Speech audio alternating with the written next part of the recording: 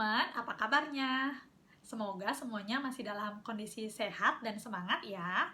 Ketemu lagi dengan saya Ketut Juliartini. Saya merupakan mahasiswa Magister Manajemen di Fakultas Ekonomi dan Bisnis Universitas Udayana. Nah, pada kesempatan kali ini, saya ingin kembali memberikan sedikit informasi mengenai salah satu materi dalam manajemen sumber daya manusia. Nah, topik yang akan kita bahas kali ini adalah mengenai mengelola sumber daya manusia global. Topik ini saya ambil dalam buku Human Resource Management 13th edition. Ini ditulis oleh Gary Dessler. Jadi, simak videonya sampai selesai ya.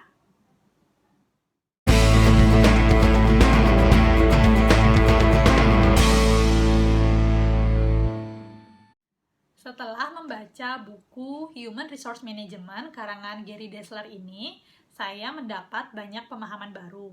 Buku ini menjelaskan mengapa isu manajemen sumber daya manusia global menjadi begitu penting untuk kita bahas. Karena kita menyadari bahwa dewasa ini dalam mengelola semua aspek kehidupan, baik dalam bermasyarakat, berbangsa maupun bernegara, baik itu di bidang ekonomi, politik, sosial maupun budaya, sudah tidak lagi dibatasi oleh batas-batas administratif negara. Karena seolah-olah dunia ini sudah menjadi satu kesatuan yang berkaitan dan tidak dapat berdiri sendiri. Kemudian, secara tradisional, kerjasama di bidang politik antar negara telah dilakukan dengan saling menempatkan para perwakilan di negara-negara mitra. Hal ini seperti yang kita ketahui adalah adanya penempatan duta besar di negara-negara. Kemudian di bidang ekonomi, kita juga sudah mengetahui bahwa adanya bentuk kerjasama yang mendukung perdagangan bebas antar negara, misalnya saja untuk masyarakat ekonomi Eropa, kemudian ada kerjasama di negara Asia Pasifik, kemudian ada kerjasama negara-negara di Asia Tenggara, dan masih banyak kerjasama ekonomi lainnya yang antar negara. Kemudian pengelolaan masalah ekonomi dan bisnis saat ini telah melibatkan perusahaan-perusahaan, baik besar, perusahaan sedang, maupun perusahaan kecil. Nah, ini menjadi suatu kajian tersendiri bagi suatu negara bahwa kalau dulu biasanya perusahaan-perusahaan besar saja yang bisa berkembang di luar negeri, tapi pada saat ini bahkan perusahaan atau usaha kecil juga sudah bisa berkembang dan melebarkan sayapnya di luar negeri. Nah, beroperasinya perusahaan-perusahaan ini di luar negeri juga menimbulkan permasalahan baru terkait manajemen sumber daya manusia. Permasalahan tersebut disebabkan adanya masalah politik, kemudian masalah hukum, kemudian perbedaan budaya antar bangsa, dan juga terkait kualitas sumber daya manusia.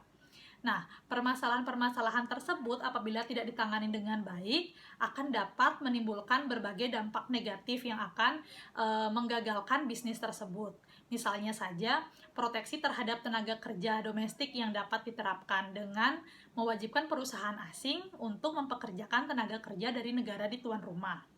Nah, perusahaan yang beroperasi di negara-negara berkembang biasanya akan mudah untuk memperoleh tenaga kerja yang kurang terampil tapi dengan upah yang rendah.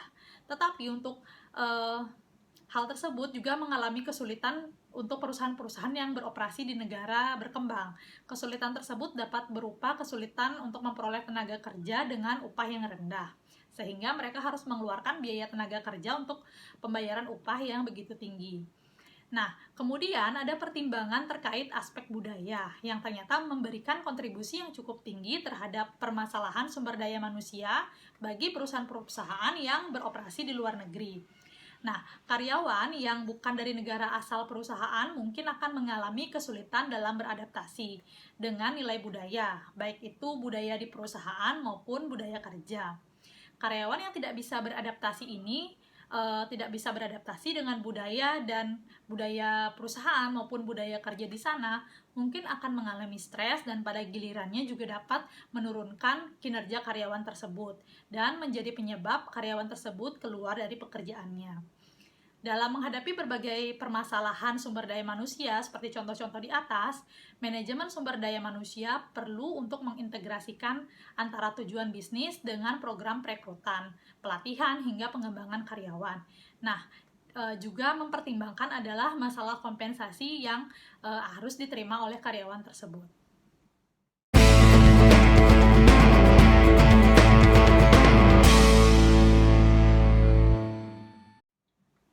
berbicara mengenai tantangan dalam bisnis internasional dengan adanya globalisasi ekonomi dunia, tidak hanya perusahaan besar, tapi juga perusahaan kecil menyadari bahwa kesuksesan itu tergantung kepada pemasaran dan pengelolaan bisnis secara global.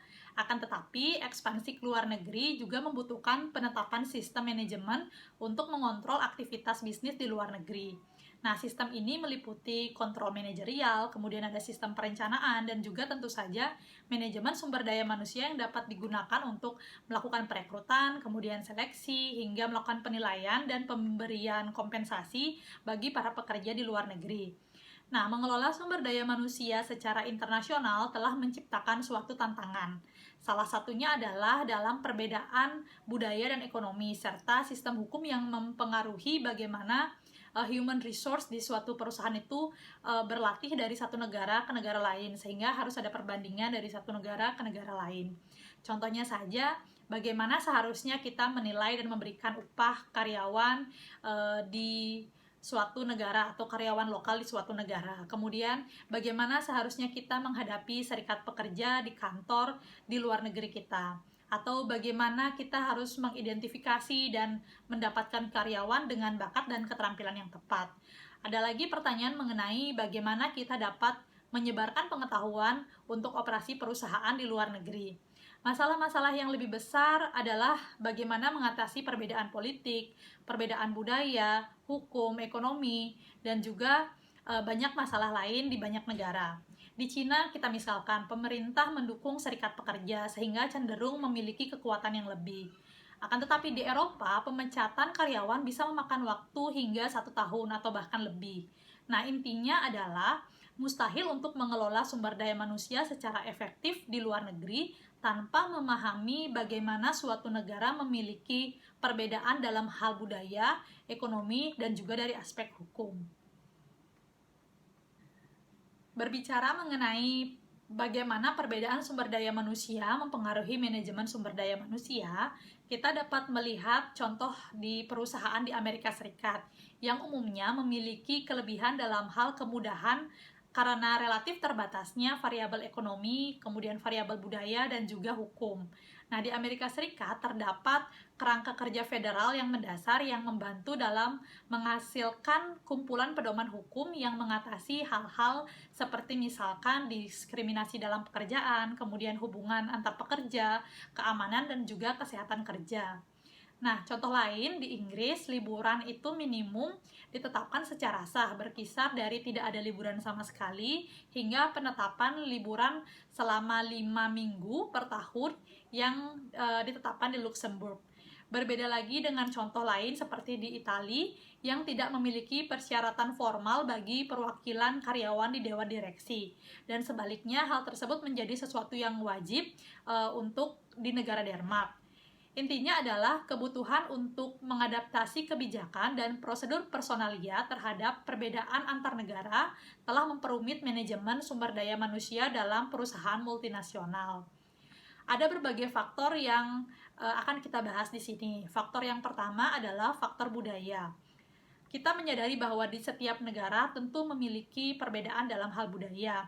Dengan kata lain, dalam nilai dasar yang dianut oleh warga negaranya dan bagaimana nilai-nilai tersebut diwujudkan dalam seni, kemudian program politik, dan juga cara-cara dalam melakukan berbagai hal di negara tersebut. Perbedaan budaya dari setiap negara mengharuskan penyesuaian perbedaan dalam praktik manajemen antar cabang di suatu perusahaan. Contohnya saja, dalam sebuah studi dari sekitar 330 manajer yang berasal dari negara Hong Kong, Cina, dan juga Amerika Serikat, diketahui bahwa manajer yang berasal dari Amerika Serikat ini lebih cenderung untuk cemas dalam hal menyelesaikan pekerjaannya. Manajer dari Cina cenderung untuk cemas dalam mempertahankan bagaimana menciptakan keharmonisan dalam lingkungan kerja. Sedangkan manajer dari Hong Kong ini lebih kepada kedua masalah tersebut. Jadi ia mencemaskan bagaimana menyelesaikan pekerjaan dan juga bagaimana menjaga keharmonisan di antara lingkungan pekerjaannya. Nah, sementara itu di Jerman, karyawan bahkan tidak boleh terlambat walaupun hanya beberapa menit, karena mereka harus selalu hormat kepada seniornya dan juga berbicara dengan lebih formal kepada senior dan juga harus menyebutkan jabatan seniornya. Nah, perbedaan-perbedaan budaya tersebut merupakan jalan di antara dua arah, dan karyawan yang berasal dari luar negeri membutuhkan orientasi mengenai perbedaan budaya ini, dan juga orientasi ini juga bertujuan untuk menghindari adanya kejutan budaya yang akan mereka alami pada saat mereka datang untuk bekerja di luar negeri. Kemudian perbedaan atau faktor yang kedua adalah mengenai sistem ekonomi. Nah, para ekonom telah membedakan antara ekonomi pasar, kemudian ekonomi terencana, dan juga ekonomi campuran. Dalam ekonomi pasar seperti di Amerika Serikat, pemerintah memainkan peran yang relatif terkendali dalam hal memutuskan apa yang akan diproduksi dan dijual serta berapa harganya. Tapi dalam ekonomi terencana seperti yang diterapkan di Korea Utara, pemerintah itu memutuskan dan merencanakan apa yang akan diproduksi dan juga dijual, serta berapa harganya. Nah, pada ekonomi campuran, seperti contohnya di negara Cina, banyak industri yang masih di bawah kendali pemerintah. Secara langsung, pemerintah mengendalikan industri, tapi ada juga beberapa industri yang keputusannya atau penetapan keputusan harga itu diterapkan berdasarkan permintaan pasar. Perbedaan dalam sistem ekonomi kita ini cenderung diterjemahkan ke dalam perbedaan dalam kebijakan manajemen sumber daya manusia. Sebagai contoh juga di negara-negara yang dalam zona euro cenderung ketat dalam hal jam kerja per minggu, dan para pekerja di Portugis rata-rata bekerja sebanyak 1980 jam per tahun. Sementara para pekerja di negara rata-rata di Jerman itu bekerja selama rata-rata 1648 jam. Kemudian kita akan membahas faktor yang ketiga, yaitu faktor hukum, politik, dan juga hubungan tenaga kerja. Faktor hukum, politik, dan juga hubungan tenaga kerja memiliki perbedaan antar negara satu dengan negara yang lain. Contohnya saja ada praktik pekerjaan yang sesukanya di Amerika Serikat, tapi hal tersebut tidak terjadi di Eropa, sehingga di Eropa dalam memberhentikan dan memecat karyawan dapat memakan waktu yang panjang dan membutuhkan biaya yang mahal. Kemudian, kode terminasi atau peraturan di Jerman dan beberapa negara lain diterapkan. Nah, kode termination ini berarti karyawan memiliki hak hukum atas sebuah suara dalam menetapkan kebijakan perusahaan. Dalam pengelolaan sumber daya manusia secara global, diperlukan pula pemantauan terhadap resiko politik. Nah, resiko politik adalah tindakan pemerintah atau peristiwa dengan motivasi politik yang dapat mempengaruhi profitabilitas jangka panjang perusahaan. Contohnya saja Presiden Venezuela yang merubah atau menasionalisasikan industri minyak di negaranya. Kemudian faktor yang keempat yang akan kita bahas adalah mengenai etika dan tata laksana. Perusahaan perlu memastikan bahwa karyawan mereka di luar negeri mematuhi kode etik perusahaan. Melakukannya tentu tidak mudah. Mengekspor atau terkait etika di cabang perusahaan di luar negeri akan lebih sulit dilakukan daripada merekrut pekerja di luar negeri. Sebagai contoh, beberapa negara di luar negeri menerapkan pola pekerjaan yang sesuka hati, tetapi walaupun aturan menyatakan bahwa perusahaan dapat memberhentikan karyawan dengan sesuka hati, hal tersebut tidak cukup untuk memberhentikan karyawan begitu saja. Sehingga seringkali perhatian utama manajemen perusahaan adalah menetapkan standar global untuk dipatuhi. Seperti misalnya penetapan standar global terkait isu diskriminasi, pelecehan, penyuapan, dan lain sebagainya. Kemudian yang kelima yaitu mengenai perekrutan. Karena adanya kendala pemerintahan terkait migrasi dan juga kendala hukum lainnya, proses merekrut dan mempertahankan tenaga kerja yang bagus menjadi relatif sulit. Undang-undang kontrak kerja di Cina mensyaratkan untuk melaporkan nama, kemudian jenis kelamin, nomor identitas, dan ketentuan kontrak bagi semua karyawan mereka yang mereka pekerjakan dalam waktu 30 hari sejak mereka direkrut ke biro tenaga kerja setempat. Nah, di Cina, karyawan sangat berorientasi pada karir yang condong ke arah pengusaha yang memberikan pelatihan dan juga peluang kemajuan karir yang terbaik. Kemudian mengenai seleksi. Nah, metode untuk pemilihan karyawan yang dominan melibatkan analisis resume pelamar dan kemudian mewawancarainya. Hal tersebut juga merupakan pengembangan dalam proses wawancara terstruktur sebagaimana dilakukan oleh banyak perusahaan asing di Cina. Kemudian terkait penilaian. Nah, penilaian menjadi hal yang sangat sensitif terhadap realitas budaya, seperti misalnya di negara Cina. Sehingga dalam penilaian karyawan perlu untuk mengikuti formalitas dan juga menghindari situasi konfrontasi yang menghasilkan ketegangan. Secara umum, yang paling tepat adalah membicarakan data pekerjaan secara objektif, contohnya saja untuk menghindari komentar pribadi tentang pegawai yang begitu lamban dalam bekerja. Sehingga, dalam hal penilaian, wajib untuk memberikan penilaian secara objektif berdasarkan data sesuai dengan hasil pekerjaan dan tidak memberikan penilaian yang bersifat personal. Kemudian, berbicara mengenai kompensasi, meskipun banyak manajer yang mendukung pembayaran kompensasi berbasis kinerja seperti yang terjadi di Cina, banyak pengusaha dalam upayanya untuk menjaga keharmonisan kelompok menjadikan pembayaran insentif sebagai bagian dari paket pembayaran. Nah, sebagaimana juga di negara lain di Asia, pemberian insentif menjadi sesuatu hal yang sangat disarankan. Penyusunan staf organisasi global perusahaan adalah inti dari manajemen sumber daya manusia internasional. Proses ini meliputi pengidentifikasian dan juga penyeleksian orang-orang yang akan mengisi posisi tersebut di luar negeri, dan juga kemudian menempatkan mereka pada posisi-posisi tersebut. Kita akan membahas mengenai beberapa hal. Yang pertama adalah penyusunan staf internasional, apakah akan dipilih dari negara asal atau dari lokal. Nah, perusahaan multinasional menggunakan beberapa jenis manajer internasional. Yang dimaksud dengan lokal di sini adalah warga negara dari negara tempat mereka bekerja. Sedangkan ekspatriat adalah bukan dari negara tempat mereka bekerja. Kemudian ada warga negara asal, yaitu warga negara di mana perusahaan multinasional tersebut memiliki kantor pusat. Dan kemudian ada warga negara dari negara ketiga, yaitu adalah warga negara dari sebuah negara selain dari negara asal dan juga negara setempat.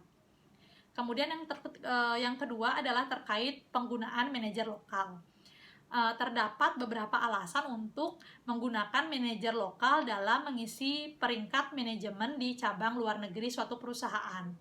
Nah, banyak orang yang tidak ingin bekerja di luar negeri, dan biasanya penggunaan ekspatriat jauh lebih memakan biaya yang besar daripada menggunakan pekerja lokal. Kemudian yang ketiga terkait penggunaan ekspatriat. Terdapat beberapa alasan menggunakan ekspatriat, baik yang memiliki kewarganegaraan dari negara asal perusahaan atau dari negara ketiga dalam mengisi posisi penting di kantor cabang. Nah, alasan utamanya adalah kompetensi teknis. Dengan kata lain, pengusaha itu seringkali tidak dapat menemukan kandidat lokal yang memiliki kualifikasi teknis yang dibutuhkan perusahaan. Sehingga perusahaan multinasional juga memandang keberhasilan tugas di luar negeri sebagai sebuah langkah yang perlu dalam mengembangkan manajemen puncak. Nah, kemudian kendali menjadi alasan penting lainnya dalam penggunaan ekspatriat. Asumsinya adalah bahwa manajer dari negara asal telah mendalami kebijakan dan budaya perusahaan dan lebih memungkinkan untuk menetapkan instruksi dan juga cara-cara kantor pusat dalam melakukan banyak hal. Kemudian yang keempat terkait ada tidaknya solusi lain. Untuk solusi lain, pilihannya tidak hanya pada karyawan lokal versus ekspatriat. Misalnya saja ada solusi untuk komuter, untuk jangka pendek. Nah, hal ini melibatkan perjalanan internasional tetapi bukan merupakan relokasi formal. Hal ini merupakan kebijakan pemindahan warga negara asal karyawan ke anak perusahaan asing sebagai transfer permanen. Nah, di sini pengusaha tidak memperlakukan karyawan sebagai ekspatriat, tetapi sebagai karyawan lokal. Contohnya saja adalah karyawan di suatu perusahaan di Amerika Serikat yang berasal dari India, kemudian ia diminta untuk mengisi pekerjaan pada cabang usaha perusahaan di India. Nah, sehingga ia kembali lagi ke India dan dibayar dengan tingkat pembayaran di India. Yang kelima terkait penggunaan tim virtual transnasional.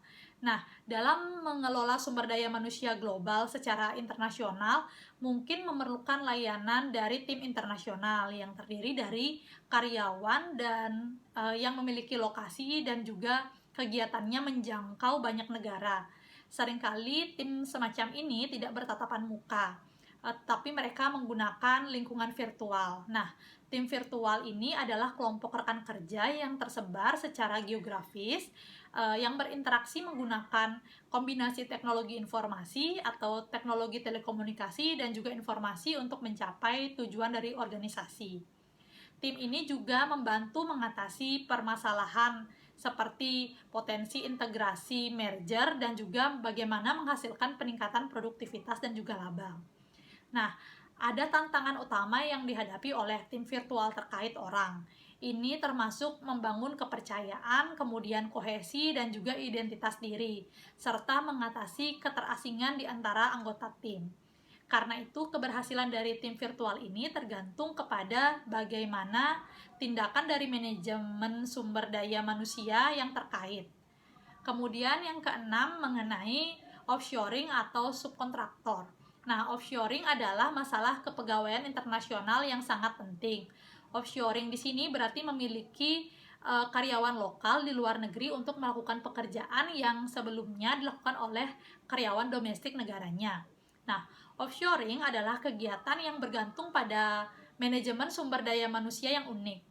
Perusahaan pergi ke luar negeri terutama untuk mengembangkan pasar dan juga membuka fasilitas seperti pabrik baru.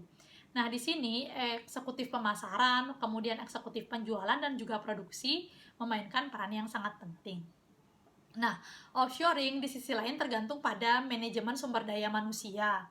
Pengusaha mencari manajer sumber daya manusia untuk membantu mereka mengidentifikasi bakat yang berkualitas tinggi dan juga murah di luar negeri, serta untuk memberikan informasi mengenai hal-hal seperti apakah karyawan tersebut melek huruf, kemudian bagaimana dengan tingkat upah asing, dan juga bagaimana kondisi pekerjaan.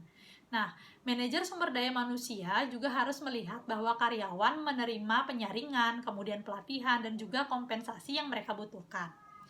Perusahaan mungkin akan mempertahankan penasehat hukum setempat, baik sebagai navigasi undang-undang setempat dan juga sebagai pemberi saran tentang praktik perekrutan lokal.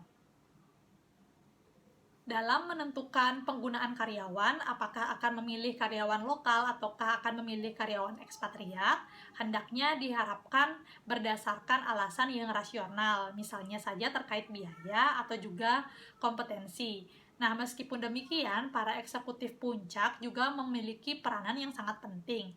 Nah, para pakar di sini menggolongkan nilai-nilai eksekutif puncak ke dalam 3 bagian. Yang pertama yaitu ada etnosentris, kemudian polisentris, dan juga geosentris. Nah, yang pertama tentang etnosentris. Nah, dalam perusahaan yang menjalankan nilai etnosentris, sikap yang berlaku adalah sikap dari negara asal. Gaya manajemen, kemudian pengetahuan, kemudian kriteria evaluasi, dan para manajer adalah superior terhadap apapun yang ditawarkan oleh negara setempat. Perusahaan yang mengisi pekerjaan manajemen kunci biasanya diisi dengan orang-orang yang memiliki kewarganegaraan dari negara asal. Yang kedua, nilai polisentris. Nah, dalam perusahaan polisentris terdapat keyakinan bahwa hanya manajer dari negara setempat yang benar-benar dapat memahami budaya dan perilaku pasar negara setempat. Kemudian, karena cabang di luar negeri harus dikelola oleh orang-orang lokal, perusahaan akan menyusun staf cabang luar negeri dengan orang yang memiliki kewarganegaraan dari negara setempat, dan staf kantor pusatnya dengan orang-orang yang memiliki kewarganegaraan dari negara asal.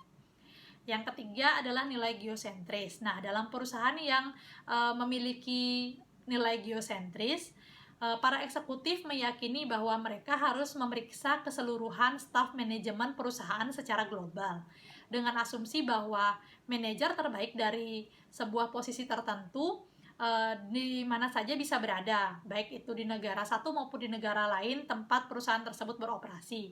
Nah, perusahaan akan mencari orang yang terbaik untuk pekerjaan kunci di seluruh organisasi dengan mengabaikan kewarganegaraannya.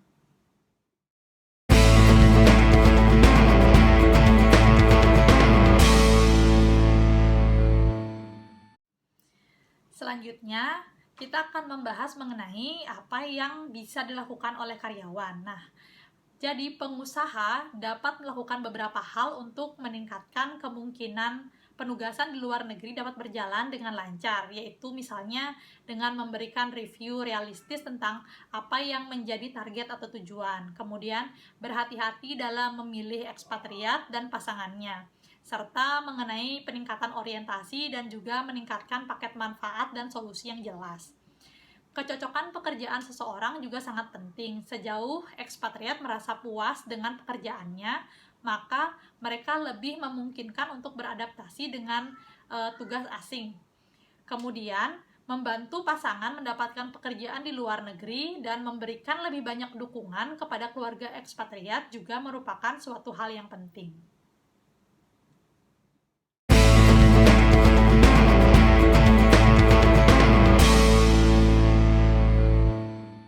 Berbicara mengenai terorisme, keamanan, dan juga sumber daya manusia global, kita mengetahui bahwa meningkatnya ancaman terorisme mempengaruhi kegiatan sumber daya manusia baik itu domestik maupun di luar negeri.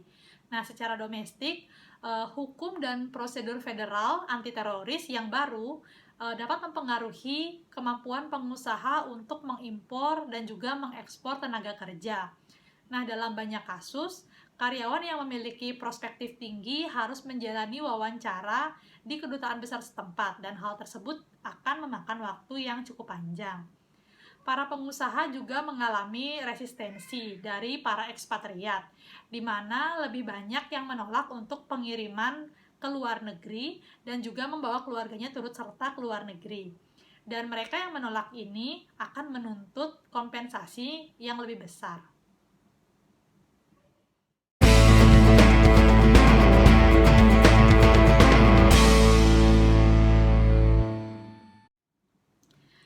Berbicara mengenai repatriasi, prinsip-prinsip inti dan pedoman untuk program repatriasi adalah memastikan bahwa para ekspatriat dan keluarganya tidak merasa perusahaan telah mengabaikan mereka.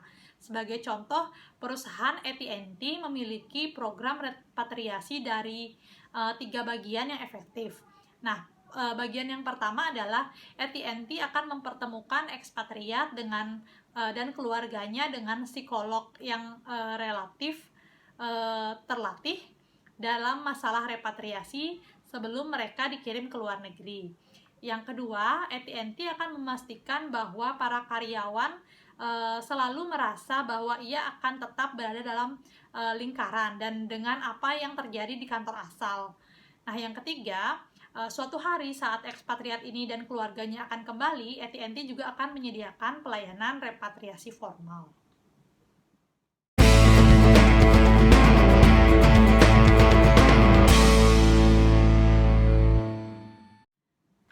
Dengan pengusaha yang semakin mengandalkan karyawan lokal daripada ekspatriat, mentransfer seseorang yang sudah diseleksi, kemudian mendapatkan pelatihan, penilaian, pembayaran, dan juga praktik sumber daya manusia lainnya ke luar negeri adalah prioritas yang utama.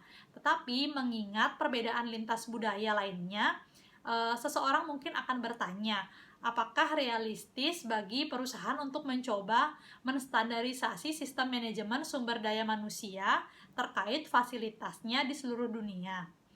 Nah, sebuah penelitian menunjukkan bahwa jawabannya adalah iya. Nah, secara singkat, hasil penelitian menunjukkan bahwa pengusaha mungkin harus tunduk kepada manajer lokal pada beberapa masalah kebijakan manajemen sumber daya manusia. Nah, hal yang terpenting adalah bagaimana menerapkan sistem manajemen sumber daya manusia global. Pengusaha yang berhasil menerapkan sistem sumber daya manusia global melakukannya dengan menerapkan berbagai praktik yang terbaik. Ide dasarnya adalah mengembangkan sistem yang dapat diterima oleh karyawan pada unit-unit di seluruh dunia. dan juga kemudian mengimplementasikannya oleh pengusaha dengan lebih efektif. Nah, teman-teman, itu tadi review saya mengenai buku Human Resource Management terkait mengelola sumber daya manusia global. Semoga video ini akan memberikan manfaat dan juga akan menambah pengetahuan bagi teman-teman lainnya. Sekian dulu dari saya dan sampai jumpa lagi pada video berikutnya ya. Oh ya, dan jangan lupa untuk like dan komen. Terima kasih.